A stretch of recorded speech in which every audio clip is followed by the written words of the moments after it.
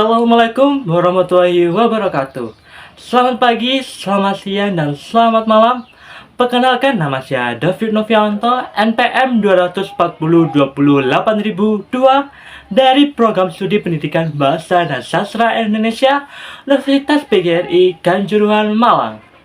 Di video kali ini, saya akan mempresentasikan materi tentang teori belajar. Terima kasih, selamat menyaksikan. Assalamualaikum warahmatullahi wabarakatuh. Di video kali ini saya akan mempresentasikan materi tentang teori belajar pada mata kuliah belajar dan pembelajaran bahasa dan sastra Indonesia abad 21.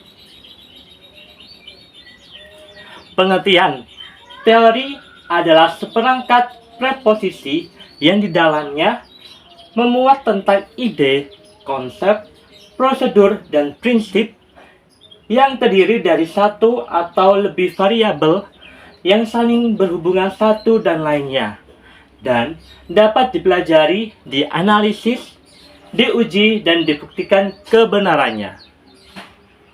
Selanjutnya, belajar itu adalah suatu proses usaha yang dilakukan oleh individu untuk suatu perubahan dan tidak tahu menjadi tahu, tidak memiliki sikap menjadi bersikap, benar dan terampil menjadi terampil melakukan sesuatu.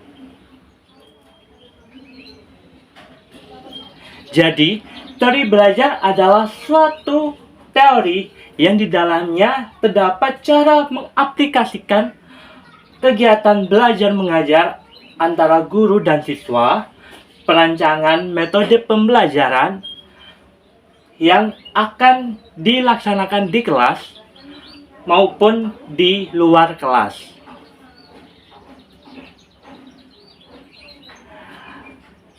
Selanjutnya adalah jenis-jenis teori. Teori belajar ada 4. Yang pertama yaitu teori behavioristik, yang kedua teori kognitif, yang ketiga teori konstruktivistik, dan keempat teori humanistik. Sekarang kita membahas teori behavioristik. Para ahli behavioristik mengatakan bahwa proses belajar terjadi apabila tingkah laku siswa sudah berubah. Jika siswa belum merespon, maka tingkah laku siswa belum dikatakan belajar. Di dalam teori behavioristik, apabila tingkah laku siswa belum berubah, akan berlaku sistem hukuman. Apabila siswa tidak bisa diajarkan lagi dan tidak bisa lagi, maka berhak sistem hukuman. Hukuman tersebut membuat siswa dan jerah dan memotivasinya untuk belajar lebih giat lagi.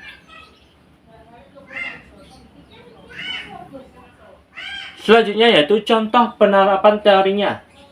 Contoh penerapan teori behavioristik adalah seorang anak disuruh oleh gurunya untuk menghafal perkalian dan maju keesokan harinya, tapi anak tersebut belum menghafalnya dan disuruh berdiri di depan kelas oleh gurunya.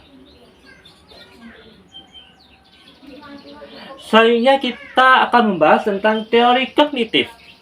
Teori belajar kognitif menyatakan bahwa belajar adalah perubahan persepsi atau pemahaman. Teori belajar ini lebih mementingkan proses belajar ketimbang hasilnya. Model belajar kognitif menyatakan bahwa tingkah laku seseorang ditentukan oleh persepsi serta pemahamannya yang tentang situasi yang berhubungan dengan tujuan belajarnya. Contoh penerapan teori kognitif. Guru bisa mendorong siswa untuk berdiskusi terhadap materi yang telah disampaikan. Meminta siswa untuk memberikan ide atau perangkat yang mereka miliki. Dan hal-hal lainnya yang membuat siswa terus bergerak atau menggunakan logikanya dalam pembelajaran. Selanjutnya, teori konstruktivistik. Teori konstruktivistik adalah aliran filsafat pengetahuan yang menekankan bahwa pengetahuan merupakan hasil konstruksi kita sendiri. Teori ini menyatakan bahwa penyerap pengetahuan adalah bentukan siswa yang belajar lewat interaksi dengan bahan atau pengalaman baru. Ilmu yang didapatkan tidak dapat ditransfer guru ke murid. Isi materi pelajaran ditentukan oleh murid sendiri. Selanjutnya, teori belajar ini dihasilkan dari lingkungan sekitar dengan menggunakan panca indera seperti melihat, mendengar, mengamati, mencium, dan merasakan.